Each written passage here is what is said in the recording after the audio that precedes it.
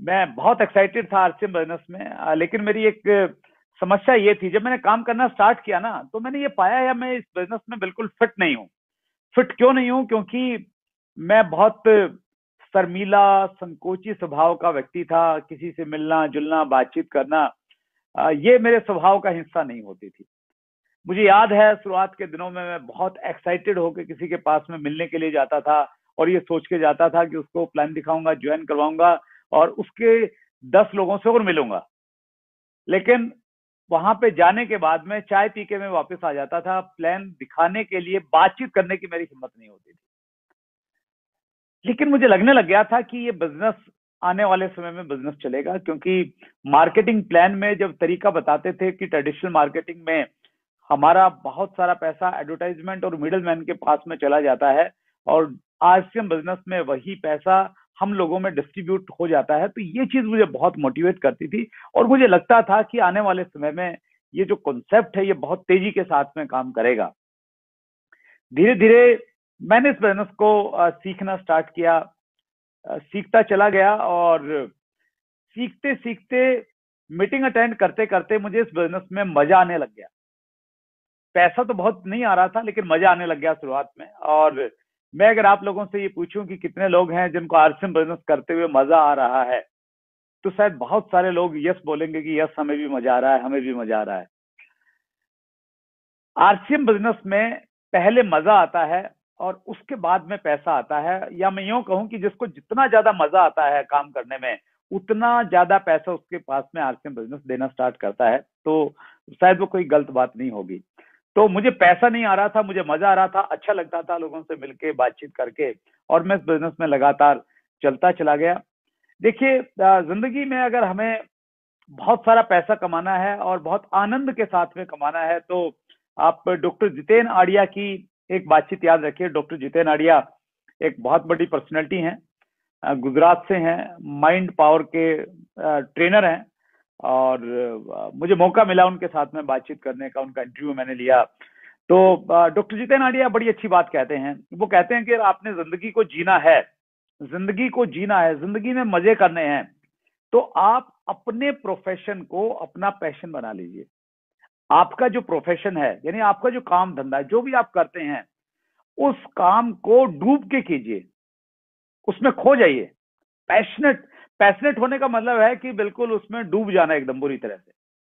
तो वो कहते हैं कि अपने काम को, अपने प्रोफेशन को अपना पैशन बना लीजिए आप, फिर जिंदगी में आप मजे करेंगे, आपको टेंशन नहीं रहेगी कभी भी। लेकिन ज्यादातर लोग ऐसा करते नहीं हैं। आंकड़े ये बताते हैं कि ज्यादातर लोगों को हार्ट अटैक सोमवार की सुबह आता है। तो सोमवार की सुबह क्यों आता है? जब इसकी डिटेल में गया तो ये पाया गया कि क्योंकि 2 दिन की छुट्टी के बाद में जब लोग नौकरी पे जाते हैं ना, तो वो नौकरी पे जाना नहीं चाहते हैं, और उस तनाव के कारण उनको हार्ट अटैक आ जाता है। तो आंकड़े कुछ अलग बोल रहे हैं। तो शायद इसीलिए डॉक्टर जितेन आड़िया ने एक दूसरा विकल्प दिया। उन्होंने कहा कि अगर आप अपने प्रोफेशन को पैशन नहीं बना पा रहे हैं, तो दूसरा विकल्प ये है कि आपका जो पैशन है उसको अपना प्रोफेशन बना लीजिए। यानी आपको जिस काम में मजा आता है, उस काम को इस तरीके से कीजिए कि उस काम के करने से आपको पैसा भी मिल जाए। जैसे हम में से बहुत सारे लोग क्रिकेट खेलते हैं, या क्रिकेट में शौक रखते हैं, देखते हैं, टीवी पे सुनते हैं, लेकिन हमें पैसा नहीं मिलता। हमें क्रिकेट हमारा पैशन तो हो सकता है, हम लोग पैशनेट हैं क्रिकेट को देखने को, सुनने को, जानने को लेके, लेकिन चूंकि हमने क्रिकेट को अपना प्रोफेशन नहीं बनाया, तो इसलिए हमें पैसा नहीं मिलता। डॉक्टर जितेन आड़िया ये कहते हैं कि आप अपने पैशन को अपना प्रोफेशन बना लीजिए। कुछ लोगों ने क्रिकेट को, उनका भी पैशन था, उन्होंने उसको प्रोफेशन बना लिया। विराट कोहली ने क्रिकेट को अपना पैशन बना लिया। शुरू में उसने भी ऐसे खेलना स्टार्ट किया होगा, पेरेंट्स ने बोला होगा कि शायद ये चलो इसको खेल में डाल देते हो, खेलना स्टार्ट किया, और दूसरे बच्चों ने भी खेलना स्टार्ट किया। हिंदुस्तान में कितने, शायद कई लाख बच्चे क्रिकेट खेलना स्टार्ट करते हैं, और उनमें से कुछ जल्दी छोड़ देते हैं, लेकिन कुछ बच्चे या उनके पेरेंट्स उनको लेके सीरियस होते हैं, और वो उनको प्रोफेशनली क्रिकेट खेलना सिखाते हैं, उस प्रकार की कोचिंग देते हैं। तो विराट कोहली ने क्या किया? अपने पैशन को अपना प्रोफेशन बना लिया, और आज विराट कोहली बहुत सारा पैसा कमा रहे हैं, और जितने भी स्पोर्ट्स वाले पर्सन हैं स्पेशली, तो वो इसी प्रकार से वो प्रोफेशनल है, प्रोफेशनल तरीके से खेलते हैं, तो उनको बहुत सारा पैसा मिलता है। तो आपके पास में दो विकल्प हैं सर। एक पहला विकल्प ये है कि आरसीएम बिजनेस को अगर आपने अपना प्रोफेशन माना है, आप इसको प्रोफेशनली कर रहे हैं कि भाई आपका करियर है या आपका प्रोफेशन है, तो इसको पैशनेट होकर कीजिए, मजे के साथ में कीजिए। आरसीएम बिजनेस से जुड़े हुए हर काम में आपको आनंद आना चाहिए, मजे की अनुभूति होनी चाहिए। जब आप लोगों से मिल रहे हैं ना, नए लोगों से, तो आपके अंदर एक रोमांच होना चाहिए कि मैं नए लोगों से मिलने जा रहा हूं।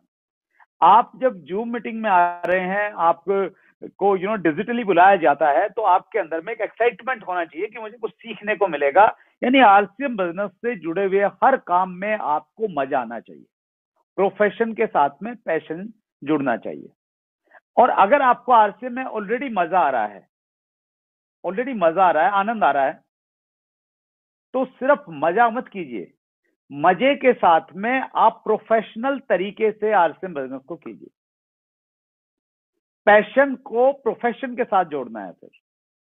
प्रोफेशन का मतलब क्या हुआ? आपको मजा तो आ रहा है, पैसा नहीं आ रहा, लेकिन मजा आ रहा है, तो आप प्रोफेशनल ढंग से कीजिए। प्रोफेशनल ढंग का मतलब ये है कि जिस प्रकार एक प्रोफेशनल व्यक्ति नामों की सूची बनाता है, अपने जानकार लोगों के नाम लिखता है जिनको वो प्रोडक्ट सेल करेगा या अपने बिजनेस में उनको शामिल करेगा, उस प्रकार से सूची बनाइए, प्रॉपर डायरी में या एक्सेल पे बनाइए, और प्रोफेशनल व्यक्ति की तरह से उनसे कांटेक्ट कीजिए, उनसे बातचीत कीजिए, अपॉइंटमेंट लीजिए प्रॉपर वे में। और अपॉइंटमेंट लेने के बाद में प्रॉपर वे में एक प्रोफेशनल व्यक्ति की तरह आपके पास में एक बिजनेस किट होना चाहिए, जिसमें सारे के सारे टेस्टिमोनियल हो, प्रोडक्ट हो, लिटरेचर हो, बॉडी स्कैनर की मशीन हो आपके पास में। वो प्रॉपर किट के साथ में जाके आप प्लान प्रेजेंटेशन दीजिए, बॉडी चेकअप कीजिए सामने वाले व्यक्ति का, और प्रॉपर तरीके से आप क्लोजिंग कीजिए। तो जिस प्रकार प्रोफेशनल व्यक्ति काम करते हैं, उसी प्रकार से हमें काम करना पड़ेगा अगर हमें मजा आ रहा है तो। सिर्फ मजे में बात नहीं बनेगी सर। तो मैंने भी यही करना स्टार्ट किया। पैशनेट तो था मैं, मजा तो मुझे आ रहा था, लेकिन प्रोफेशनलिज्म थोड़ा नहीं था। धीरे धीरे मैंने इसमें प्रोफेशनलिज्म लेना स्टार्ट किया और धीरे धीरे चीजें बदलने लग गई।